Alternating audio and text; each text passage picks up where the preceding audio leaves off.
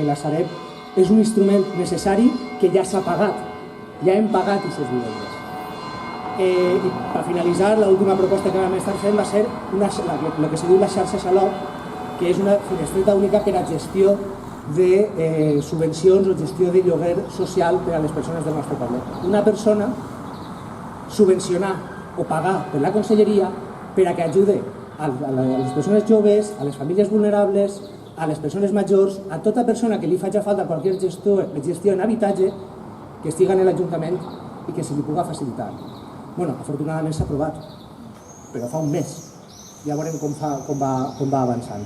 Bueno, més o menys, això és una de les xicotetes explicacions que volia fer-vos i cap a on volem anar. Cap a on volem anar és seguir aquest camí, seguir el camí de recuperar el que és nostre, de recuperar el dret a l'habitatge. És un dret constitucional i crec que s'ha de ficar en valor i avançar en aquest tipus de polítiques. I acabe, per a que ens fem una idea, números. L'altre dia vaig estar preguntant als companys de la conselleria quantes vivendes n'hi havien de la Sareb, este banco malo que tot serà parvent i que tan de moda està, quantes vivendes n'hi havien en el poble de Moncofa, eixos comercials, vivendes i espais per a habilitar.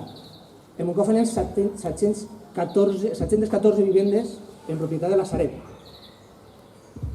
Per a que ens fem una idea, Castelló, capital de la província, 270. La Vall, 22. Nules, 60. Moncofa, 700. A ningú s'estranya, no? Hem sigut víctima del boom immobiliari i hem sigut víctima de tota l'especulació que s'ha fet en la nostra playa. Bueno, doncs aquestes 700 vivendes, a llarg plaç, en curt, mig, llarg plaç, tenen que tornar a ser d'ús públic. I cal rehabilitar-les i hi ha instruments que ara jo imagino que el nostre vicepresident ens facilitarà, hi ha instruments per a tirar-ho endavant. I crec que aquest és el futur del nostre poble. Tenim que garantir que ninguna persona se quede vivint baix l'umbral de la pobresa en situacions precàries, sense llum, sense aigua, inclús sense techo. Existeixen problemàtiques i problemes de les persones del nostre poble. Ja no vaig allargar més. Simplement això. Polítiques fetes, polítiques de passat, per dir d'alguna forma, en la legislatura anterior, polítiques de present, que és la realitat de la Sareb, i polítiques de futur, que és no deixar a ninguna persona sense casa. I per la meva part, jo volia fer-ho així molt més ràpid, perquè tinc més ganes de sentir a Héctor que jo de sentir-me a mi mateixa. Moltes gràcies a tots i a totes per haver vingut i vos... Bueno, li passe el micro una vegada a Pilar, perquè Pilar vol dir alguna cosa, crec. Yo solamente quería darte las gracias por venir y por estar aquí, porque siendo inspector de trabajo, profesor, doctorado en Derecho, ¿qué necesidad tendrá este hombre, pensaba yo, de meterse en este lío, de hacerse diputado? Pero bueno, me alegra muchísimo y estoy como súper emocionada de que hayas venido aquí a mi pueblo, la verdad, a mi nuevo pueblo. Yo a él lo conozco como desde hace bastantes años, hemos compartido muchos espacios juntos, empezando por Frente Cívico en el 2012 y la verdad es que me hacía mucha ilusión. Mira, voy a decir una frase de Pepe Mújica que es que el poder no cambia a las personas, solo revela a quienes verdaderamente son. Y tú lo que has revelado es que eres la combinación de lo que necesitamos. Pones entusiasmo político, positivismo y siempre con rigor intelectual. Ofreces siempre políticas originales, valientes y partes siempre del rechazo a las bases del sistema socioeconómico vigente. Rechazas siempre los intereses del poder financiero y configuras como alternativa lo público. Muchas gracias, Héctor, y te paso la palabra. Bueno, pues, moltes gràcies per aquestes paraules tan boniques. Moltes gràcies a tots i totes per estar així aquesta tarda.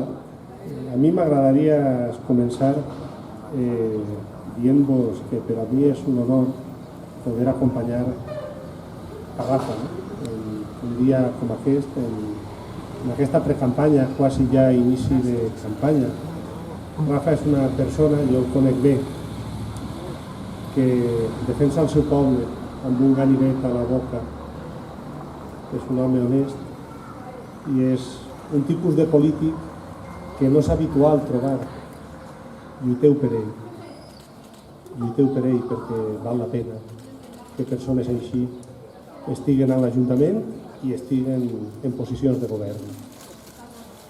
Si hem de parlar d'habitatge, permeteu-me que comence amb una metàfora. El dret a l'habitatge és un dret social i els drets socials són una espècie de castell feudal. Jo crec que tots podeu imaginar un castell allà a dalt d'una muntanya, un castell feudal, encara que només siga perquè heu vist el nombre de la rosa, no? És un castell on està el senyor i estan els serfs. Els serfs obeeixen, però estan protegits. Fora del castell el que existeix és la intempèrie, la malaltia, la guerra, la lluita per la supervivència. Els drets socials, l'educació, la sanitat, també l'habitatge, són una mica això, com un castell, on la gent està protegida. És, d'alguna forma, una via per a desmercantilitzar parcel·les fonamentals de l'existència humana. N'hem dit algunes: educació, sanitat, habitatge. Sostreure del mercat aquests àmbits tan fonamentals per a poder viure, per a poder viure com a sérs humans, en definitiva. El dret a l'habitatge és això. I jo vaig a tractar d'explicar-vos molt ràpidament quines són les primeres pedres d'aquest castell que hem tractat de construir en la Comunitat Valenciana des del govern al llarg d'aquesta legislatura. Permeteu-me que prèviament afegisca una cosa a aquest concepte. Els drets socials són sempre estructures administratives finançades mitjançant impostos que donen satisfacció a necessitats que la societat considera mereixedores de tutela. O dit d'una altra forma, els drets socials, l'educació, la sanitat, l'habitatge, són sempre serveis públics, amb funcionaris pagats pels contribuents per a millorar les condicions de vida de la societat. Això són els drets socials, tots els drets socials. Diem que la sanitat és un dret perquè hi ha hospitals i hi ha metges que quan ens fiquem malalts ens curen. Diem que l'educació és un dret perquè els nostres xiquets poden anar a escola, o poden anar a l'institut, o podem anar a la universitat. Estructures administratives finançades mitjançant impostos per a donar satisfacció a necessitats socials. Això són els drets. Fora de l'Estat no hi ha drets.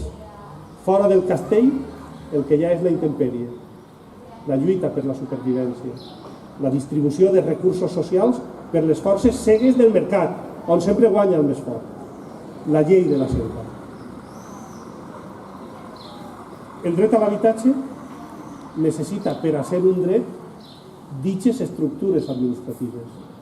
I el que hem fet en aquesta legislatura és ficar les bases per a la construcció d'un sistema públic d'habitatge, sabent que això no és cosa d'una legislatura, ni pot ser de dues legislatures, com tampoc no ho va ser la construcció d'una sanitat pública com la que tenim, o la construcció d'una educació pública com la que tenim, sabent que això és un esforç d'una generació, poder arribar a un estatus on diguem que en la Comunitat Valenciana el dret a l'habitatge està garantit per tothom. Això és un esforç del conjunt de la societat valenciana i per això esperem que la societat valenciana ens acompanyi i ens doni suport per a continuar construint el castell. Quines són les bases que hem sentat en aquesta legislatura? Jo vaig a resumir-les molt. Primer, el més important, el tronc de qualsevol política d'habitatge mereixedora d'aquest nom. Ho dia molt bé Rafa en la seva intervenció. Un parc públic ben nodrit que permeta l'accés a l'habitatge a les persones o a les famílies que ho necessiten. Un parc públic ben nodrit que siga algun dia equiparable al que existeix en altres països d'Europa on l'habitatge públic és el 20, el 30% del conjunt del parc edificat. D'on venim? Molt important. Dues dades. D'on venim? Venim d'una situació en la que durant dècades no s'havia adquirit un sol habitatge ni s'havia incorporat cap habitatge al parc públic. Ho repetís. Durant dècades no s'havia incorporat un sol habitatge al parc públic. I en segon lloc, venim d'un abandonament radical de les condicions del parc públic, que s'havia anat degradant i privatitzant dels governs del Partit Popular. En aquesta legislatura hem adquirit més de 1.300 habitatges i els hem incorporat al parc públic de la Generalitat, més de 1.300, als quals s'afegiran prompte 583 habitatges de la Sareb que estem en negociació per a incorporar. En total vindran a ser vora 2.000 habitatges. Jo crec que la xifra en una legislatura és eloqüent de l'esforç que s'està fent des del govern valencià per avançar en la construcció d'un parc públic d'habitatge a l'alçada del que necessita el nostre país. Vora 2.000 habitatges. Els de la Sareb, com sabeu, després d'una llarga reivindicació que m'ha portat a peregrinar per moltes comunitats autònomes, entrevistant-me amb els meus homòlegs de Galícia, de Catalunya, d'Aragó, de Navarra, de País Basc, d'Astúries, de Balears, per a que fèrem lobby, en el bon sentit, per a pressionar al govern central per a prendre la decisió que finalment s'ha pres, que és la de posar a disposició de les comunitats autònomes els habitatges de la Sareb. Un procés que ha començat, ja veurem en quines condicions i en quins termes. Però la voluntat política hem aconseguit arrencar-la i és molt important, perquè és un parc públic gegantesc. Per tant, primer de tot, un parc públic ben nodrit. Per això calien estructures administratives. Recordeu el principi de la meva intervenció, quan us he dit els drets són sempre estructures legals i administratives que fan que siguin alguna cosa més que paraules. Nosaltres podem parlar del dret a la sanitat, o a l'educació, o a l'habitatge, que si no hi ha estructures són, com diu la cançó, parole, parole, parole. Una eina fonamental que aprovàrem la Generalitat mitjançant un decret llei fou els drets de tanteig i retracte de la Generalitat. Que això us sonarà, ho comentava molt bé Rafa en la seva intervenció, de notícies de premsa que han aparegut quan se diu Illueca se compra un piso por €1, ¿no? O por 15 euros. Bueno, és veritat. Aquestes transaccions existien en el mercat immobiliari, però eren opaques, estaven ocultes. Els drets de tanteig i retracte són una cosa relativament senzilla d'entendre quan s'explica. Què significa això del tanteig i el retracte? Que ha permès incorporar vora 1.000 habitatges dels 2.000 dels que hem parlat, només amb el tanteig i el retracte. És una cosa prou senzilla. Imagineu que hi ha un edifici o una casa a Moncofa, que és propietat d'un fons d'inversió,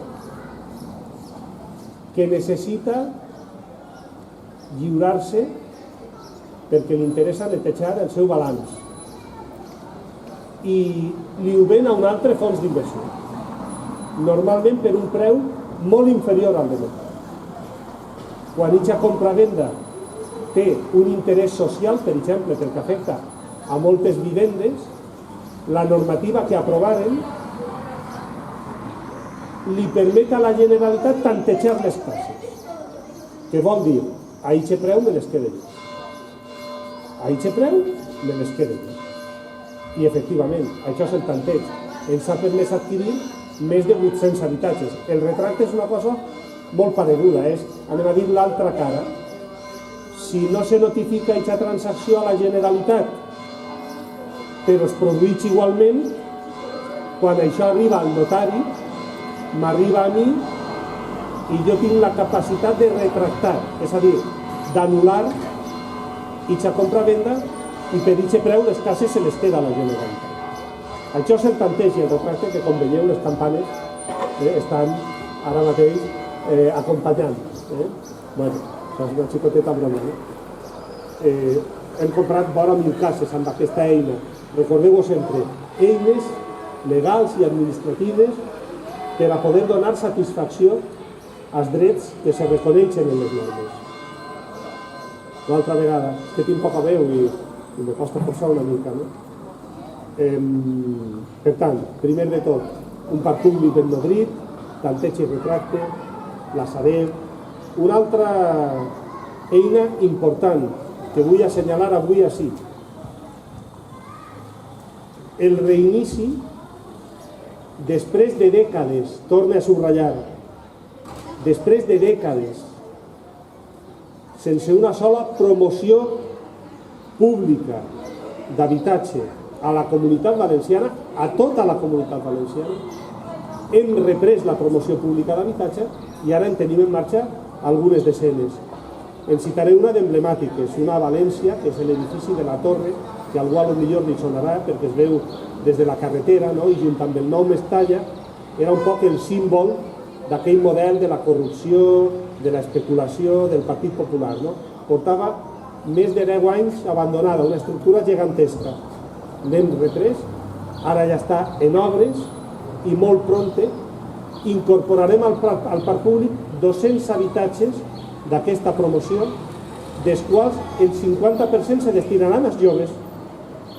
Als joves, per estendre-li la mà a un sector vulnerable que necessita una empenta per a tractar d'obrir-se pas en la vida, de forjar-se un pervindre en un context molt difícil on tots sabem les dificultats que tenen per poder accedir a un habitatge. Per tant, primer, parc públic, promoció pública, adquisició d'habitatges, tanteig i retracte, Sareb. Una altra eina molt important que també hem posat en marxa en aquesta legislatura, que té a veure amb la rehabilitació d'habitatges. Fa 3 o 4 mesos, al mes de gener, aprovaren el programa de rehabilitació de barris vulnerables més ambiciós de la història de la Comunitat Valenciana, amb una inversió de 140 milions d'euros que permetrà rehabilitar barris vulnerables per tot arreu del nostre territori. És la primera vegada que els fons europeus van directes al cor de les classes humils, de la gent que més necessita ajuda per part dels poders públics. Jo recordo, jo acabava de prendre possessió com a vicepresident del govern valencià quan s'aprovaren els fons europeus.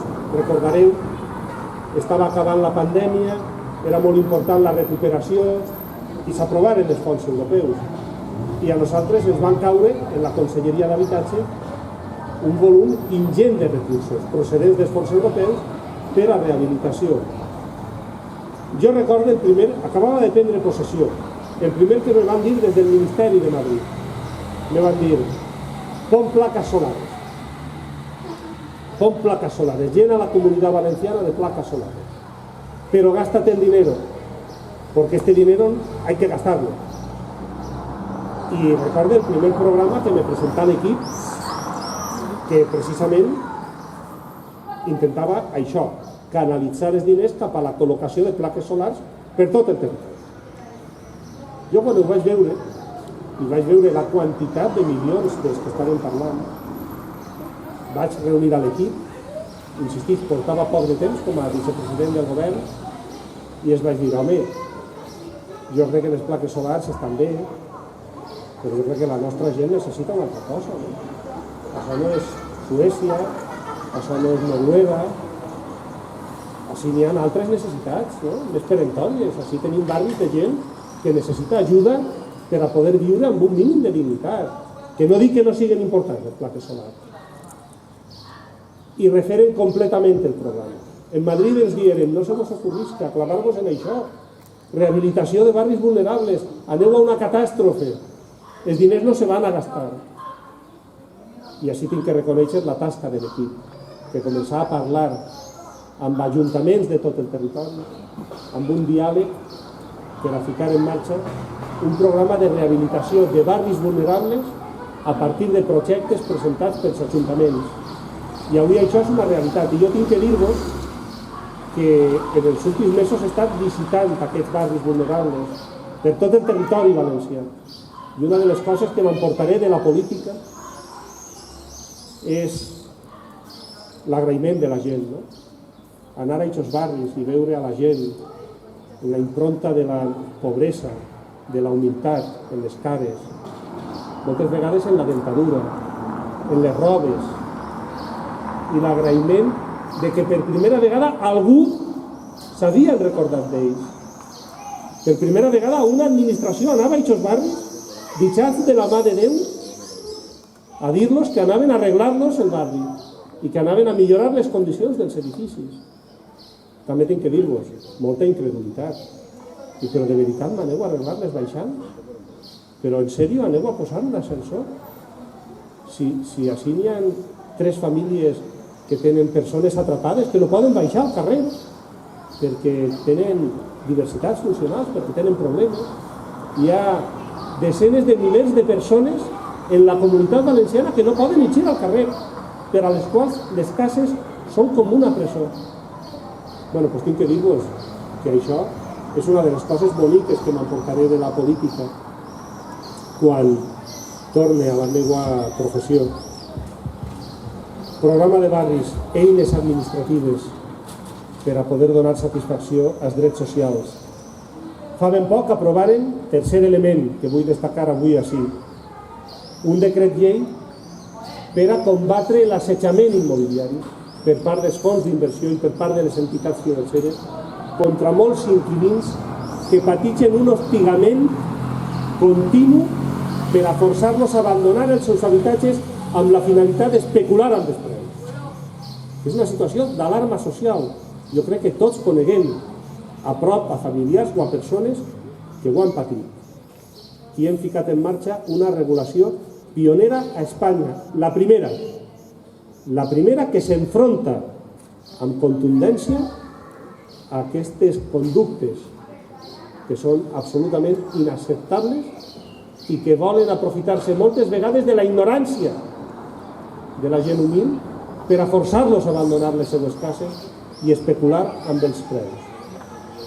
I hem introduït sancions, subratllen, hem introduït sancions de fins a 1 milió d'euros, 950.000 euros per a ser exactes, per a fer front a aquestes conductes. I tinc que dir-vos que la Generalitat Valenciana va a actuar amb tota la contundència, per a erradicar això, perquè és inacceptable que s'aprofiten de la gent d'aquesta manera. Una regulació pionera a l'estat espanyol. Més coses.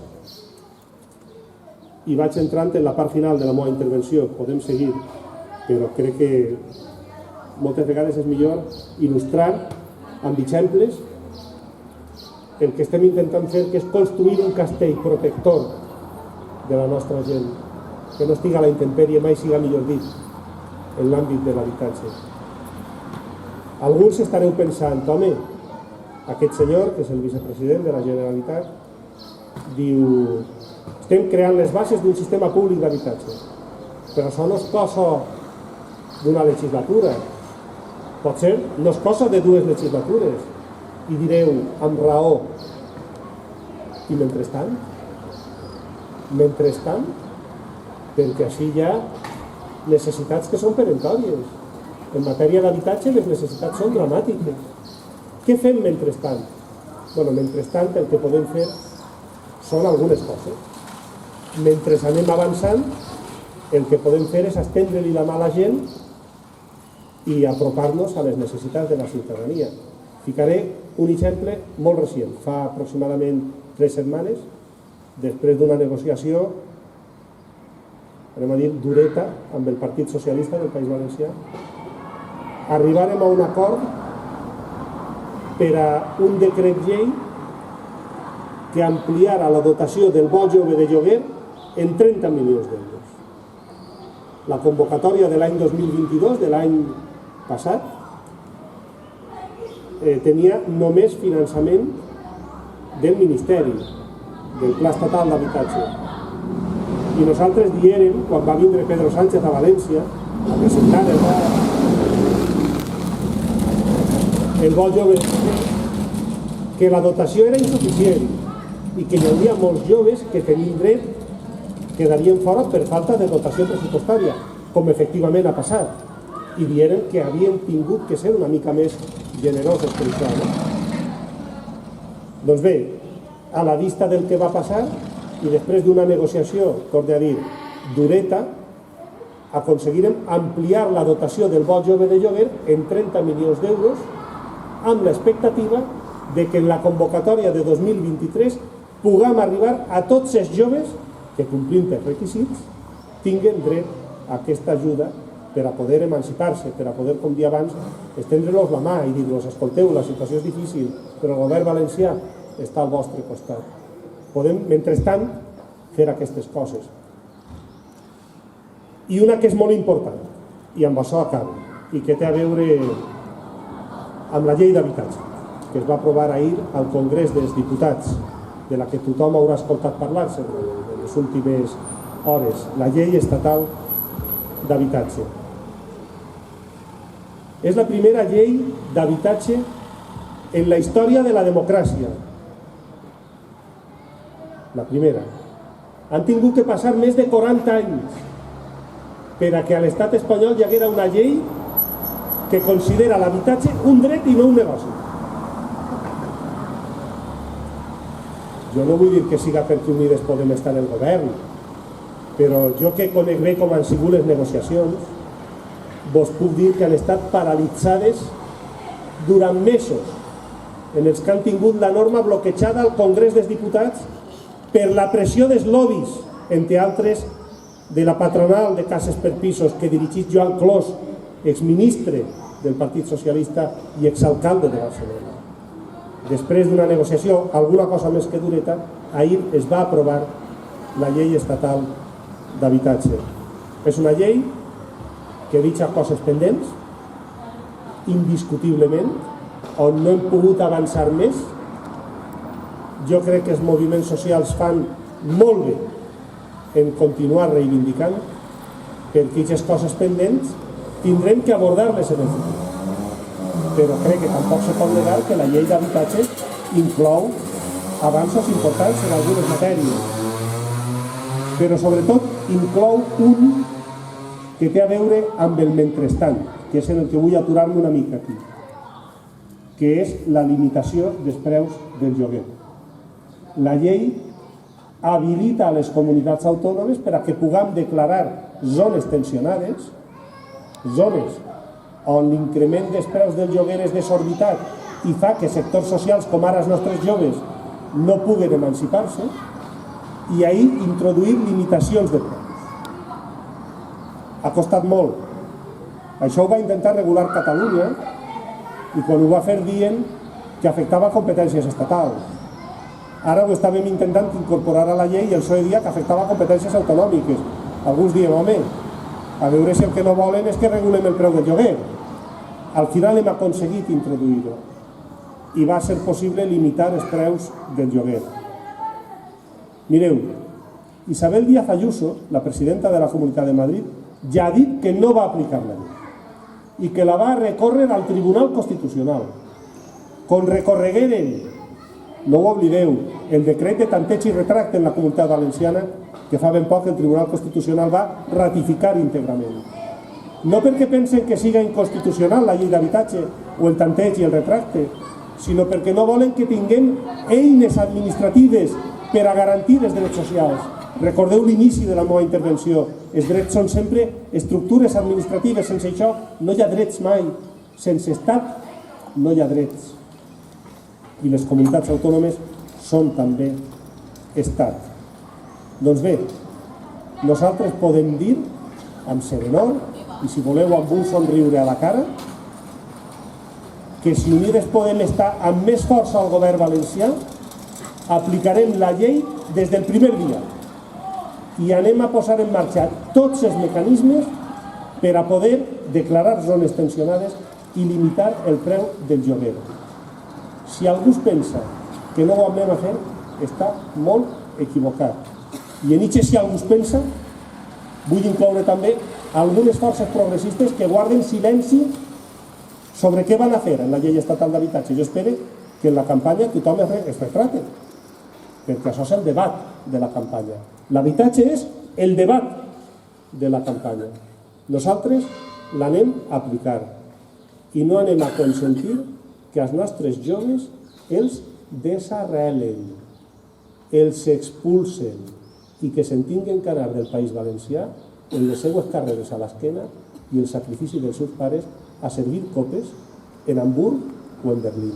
Si aquesta força política té força suficient, no ho anem a consentir i començarem per limitar el preu del lloguer per a que puguen forjar-se un pervindre i per estendre-nos la mà per a que puguen emancipar-se. I una última cosa, amb la que acabo.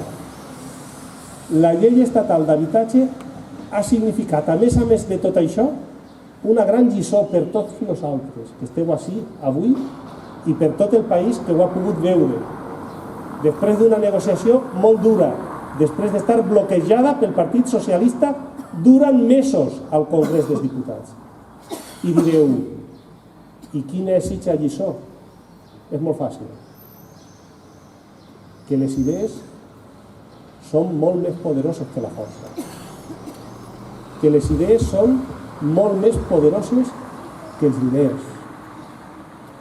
Quan fan niu en el cor de les persones i se converteixen en consciència. El vostre repte, el nostre repte, de tots plegats així, és aprofitar la campanya electoral per a convertir aquestes idees en consciència. Parlar amb tothom de Moncofa, amb les famílies, amb els amics, als centres de treball. Parlar amb tothom i convertir en consciència l'esperança que hi ha en la immensa majoria de la societat de construir un món on les coses bones, tindre un projecte de vida, tindre una llar, tindre seguretat, un món on les coses bones no li passen només als rics, on les coses bones no li passen només als forts, un món on les coses bones li passen a la immensa majoria de la societat. Hem de convertir això en consciència. Moltes gràcies.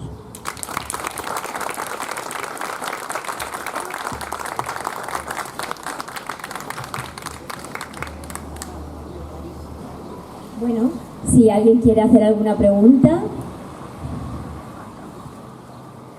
pero hoy, es para ahora, ¿eh? No tenéis dudas, qué bien. No hablo valenciano, hablo castellano. Y yo también. Yo vengo de Francia, vivo en un piso, es fácil, con el gobierno.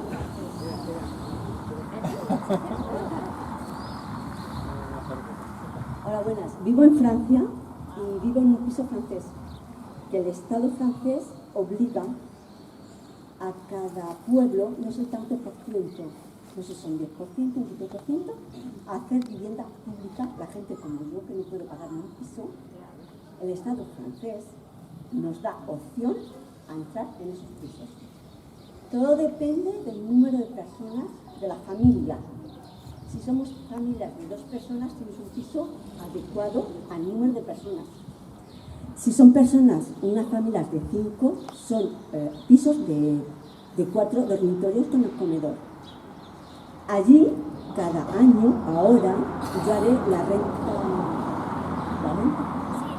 La renta.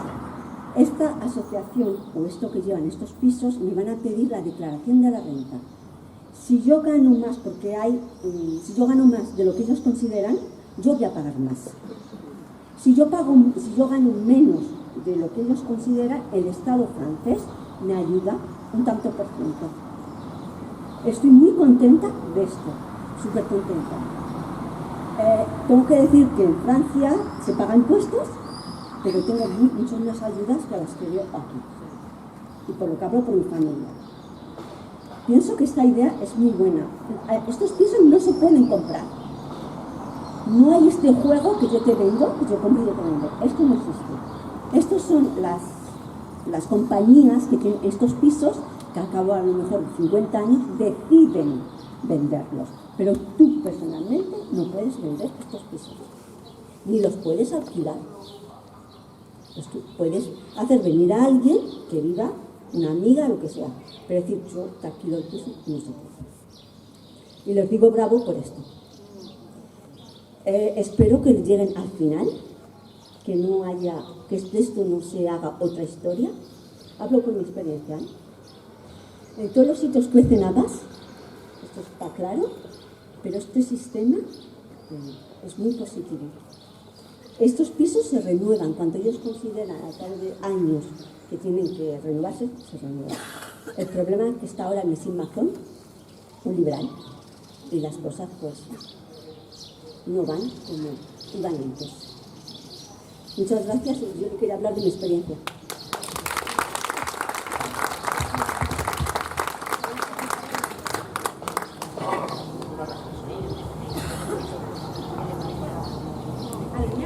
¿Alguna pregunta más? Aprovechar que estoy de pie, que luego si me siento igual.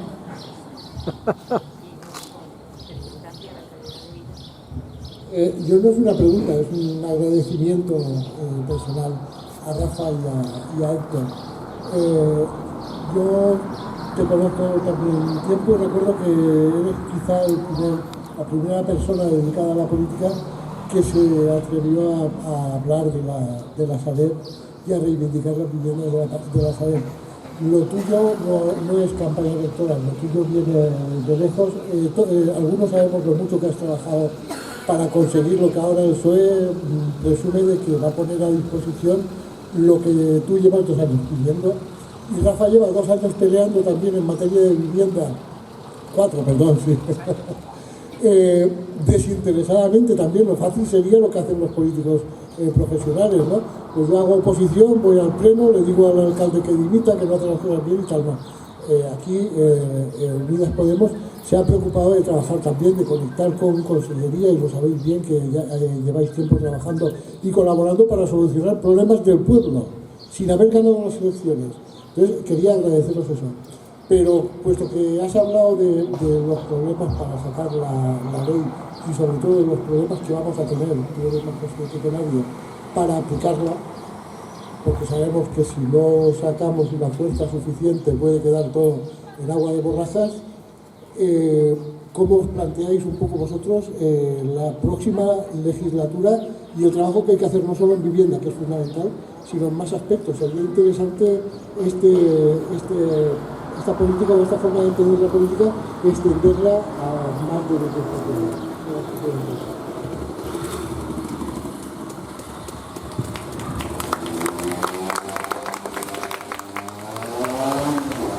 Yo creo que está muy bien planteada la pregunta, ¿no? Porque me da pie para hablar de una cosa que es muy importante en política, ¿no? Que es la correlación de fuerzas. La correlación de fuerzas es lo más importante en política.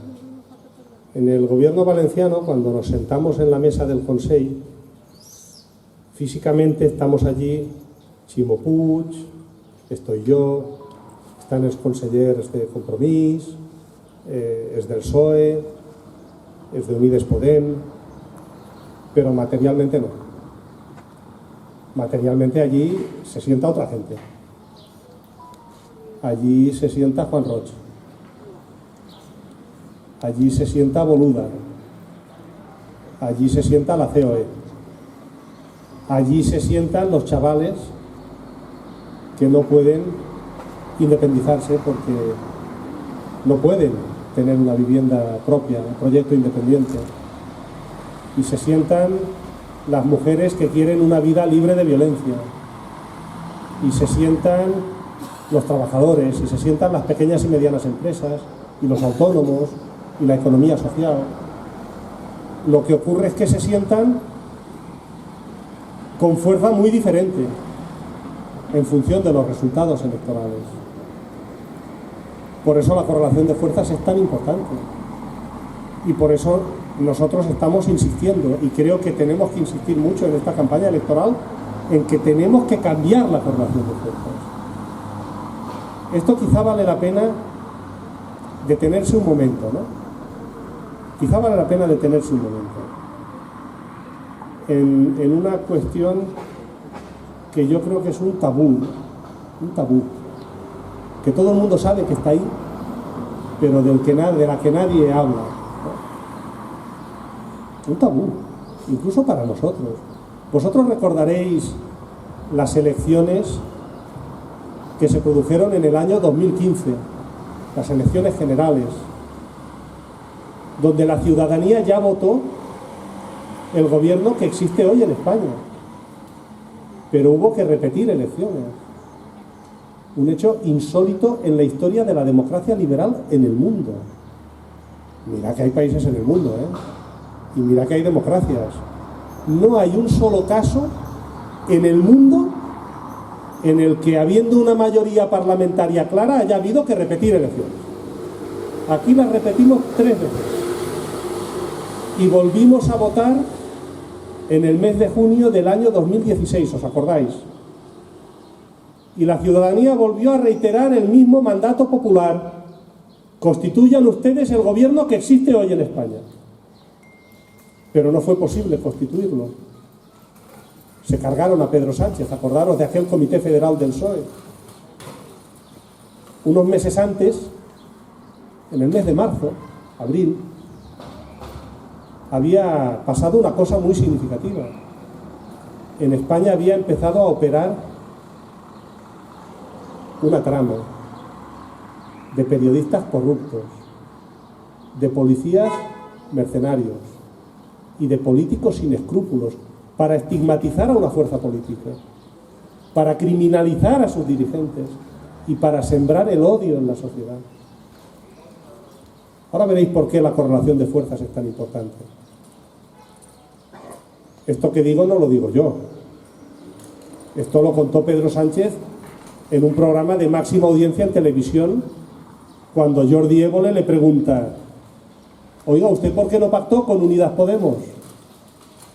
Y dice: uy, pues porque no me dejaron. ¿Y cómo que no le dejaron?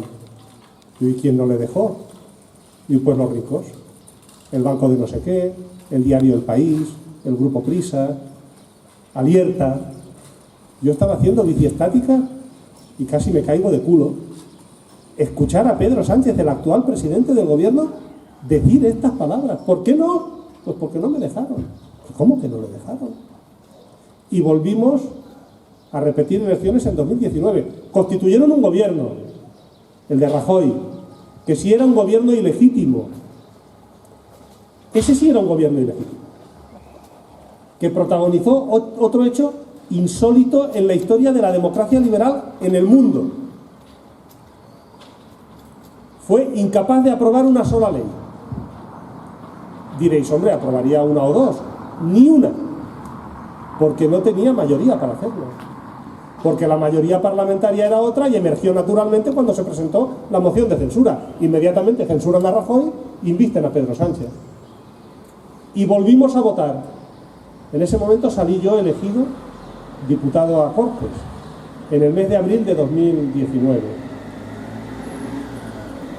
Y la ciudadanía volvió a reiterar el mismo mandato popular: constituyan ustedes el gobierno que existe hoy en España. Y en ese momento Pedro Sánchez se fue a La Sexta, ya sabéis, vuestra televisión de izquierdas, con Ferreras, el de es muy burdo pero vamos con ello, y dijo aquello de: no dormiría tranquilo con estos en el gobierno. Le faltó decir: con estos perroflautas de mierda. No lo dijo, pero lo pensó.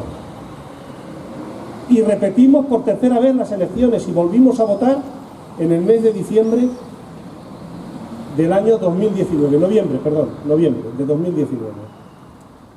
Y la ciudadanía volvió a reiterar el mismo mandato popular. Y entonces sí se constituyó el gobierno. Yo pasé a formar parte de ese gobierno en el mes de enero en el Ministerio de Trabajo. La pregunta es: ¿qué pasó entre 2015 y 2019? Ese es el tabú. Los ingleses tienen una frase para esto: el elefante en la habitación. algo que todo el mundo sabe, pero de lo que nadie se atreve a hablar. ¿Qué pasó entre 2015 y 2019? ¿Por qué se constituye el gobierno en enero de 2020 cuando la mayoría siempre existió? ¿Por qué? Un gobierno, pues ya lo habéis visto, un gobierno honesto, que ha hecho algunas cosas bien, yo creo, muchas, alguna cagada, pues como cualquier gobierno, que a la gente pues a algunos les gusta, a otros no les gusta, un gobierno, como hay tantos en tantos países, yo creo que ha hecho muchas cosas bien, ¿no? La pregunta es, ¿por qué en 2019? ¿Por qué en 2020 se constituye? Muy fácil, este es el tabú. Porque Unides Podem ya era débil. Vamos a ser claros esta tarde, ¿no? Porque habían cambiado la correlación de fuerzas. Porque que alguien como yo dirija las políticas de vivienda e incluso sea vicepresidente del gobierno, le jode. Pero se lo traga, mientras no tengamos mucho poder.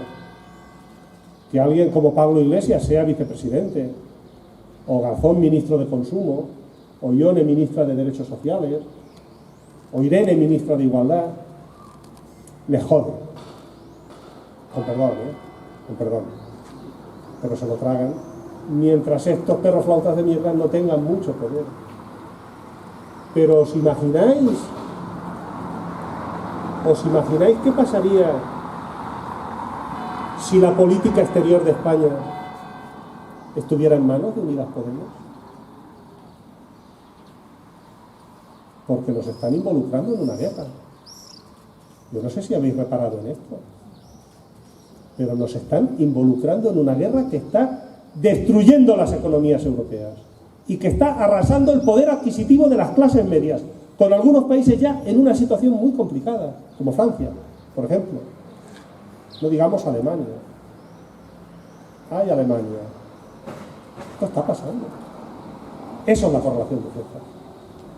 Por lo tanto, enlazando con lo que tú planteabas, que me ha parecido muy interesante, es fundamental crear las bases para nuevos gobiernos progresistas, sí, pero con una correlación de fuerzas distinta, que permitan llevar los cambios más lejos, hacerlos más profundos.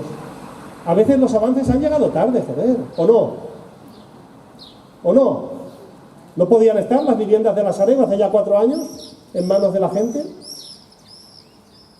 Otras veces no han llegado, como la ley Mordaza. Y otras veces han llegado, pero desvirtuados, después de negociaciones duritas con nuestros socios parlamentarios y de gobierno. Es fundamental cambiar la correlación de fuerzas en un sentido favorable a la alternativa al Partido Socialista, que haga posible darle continuidad y profundizar esas políticas que yo creo que nuestro pueblo necesita. Y ahí, y acabo, cuando tú me preguntabas ¿cómo lo enfocáis? Yo creo que hay una idea muy importante, ¿no?, que tiene que ver, por ejemplo, con lo que decíamos de la ley de vivienda. Se ha acordado la ley de vivienda, pero ahora las comunidades autónomas tienen que aplicarla. Ahora es la hora del gobierno valenciano, del gobierno de Madrid, de los gobiernos autonómicos. Por eso es muy importante, en primer lugar, agradecer a las personas que votaron a Unidas Podemos en las últimas elecciones generales. Yo encabezaba aquella candidatura, salí elegido diputado a Cortes. 340.000 valencianos. Lo primero, agradecimiento y decirles que su valentía ha dado resultados. Hoy la ley de vivienda es ya una realidad. Pero ahora tiene que tener continuidad, porque tenemos que aplicarla. Y la pelota está en el tejado de las comunidades autónomas. Ese apoyo tiene que tener continuidad para conseguir una correlación de fuerzas que lo haga posible. Esa es la clave de estas elecciones, la correlación de fuerzas, la correlación de fuerzas, la correlación de fuerzas, sabiendo que lo tenemos todo en contra. Todo. Os van a hacer en las próximas semanas lo que en América Latina llaman un psicosocial. A vosotros y vosotras, porque vosotros y vosotras sois un problema para el poder. ¿Y un psicosocial qué es? Muy fácil. Crear una realidad virtual desde los medios de comunicación para intervenir en la mente de la gente y convertirlo en un patrón de conducta. Eso es lo que os van a hacer. Desde que os levantáis a las 9 de la mañana, con tertulias, Podemos se hunde, Podemos agoniza, Podemos está muerto, Podemos es una mierda, estos son Irán, Venezuela, ya han empezado, ya visteis en televisión española el otro día la entrevista con Monedero, Venezuela, otra vez. Esto es lo que os van a hacer. Luego vendrán las encuestas. Podemos, no sé qué. Y los medios en general, que son un instrumento de intervención política. Los medios son un instrumento de intervención política que van a operar en la campaña. Anoche mismo me excluyeron de un debate en televisión, en la televisión española. Llevaron hasta Ciudadanos, de un debate no, de unas entrevistas. Hasta Ciudadanos llegaron. Bueno, esto es lo que viene. Yo creo que tenemos ya alguna experiencia, cabeza fría, es muy importante mantenerse firme, manteneos fuertes, porque creo que en el fondo eso que está empezando a pasar y que va a pasar más en las próximas semanas, lo que revela es debilidad. Debilidad. Vosotros y vosotras sois un problema y no saben cómo acabar con él. No saben cómo acabar con vosotros. Y por eso es muy importante que en las próximas semanas hagáis lo de toda la vida. Hablar con el vecino, con el amigo, con la familia. No rechacéis las conversaciones, provocarlas en los centros de trabajo, lo de toda la vida.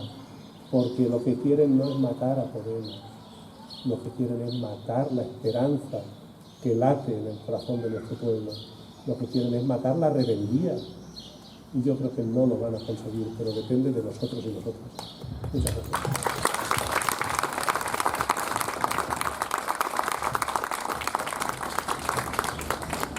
Pues muchísimas gracias a los dos. Y vosotras y vosotros recordar que cuando os digan que todos los políticos son iguales, aquí tenéis dos ejemplos de que no lo son. Venga, muchas gracias.